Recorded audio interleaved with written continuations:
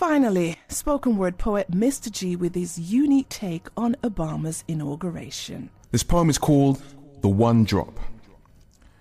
From the first drop of a slave's blood spilled on American soil, to the first chains fashioned to break the will of an intelligent voice, from the first English phrase spoken, the first African name forgotten, traded in for the first batch of tobacco, bag of sugar, or bale of cotton, from the first runaways that escaped and dared to be free, to the first organized revolutionaries who dared to believe, the first rebellious uprisings and burning plantations, the first gunshots at the first lynching on the first day after emancipation, from the first guitar string plucked to play the first chord of the blues, the first dance floor struck hard by the first tap dancer's shoes, the first jazz musician to pick up his first sax, the first DJ to manipulate the first record to be scratched, the first challenge to legislation, the first attempt at integration, the first realization that education was indeed the key to your salvation.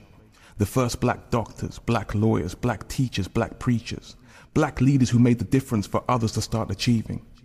The first night Martin Luther King dreamed, the first book Malcolm X reads, Muhammad Ali's first punch, Michael Jordan's first dunk, Billie Holiday sings her first note, Richard Pryor tells his first joke, Maya Angelou writes her first poem overflowing with her first hope.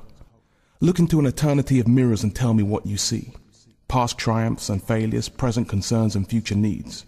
Look into an eternity of visions and tell me what can you conceive? That one day a black man could ever compete and reach the presidency? Could a nation that was essentially established on stolen land, built with stolen labor and enriched by broken hands, entrenched with racism since its history books began, move beyond its past position and seek recognition for a new command? So from that first drop of blood spilled many centuries ago, a seed was planted in them hills that one day would flower and would grow. Many firsts have been concealed through many tears and many woes. Barack Obama is a glorious page fulfilled from the book of stories never told. And you can see Mr. G live as he tours with comedian Russell Brand around the country over the next few weeks. But that's all we have for this week.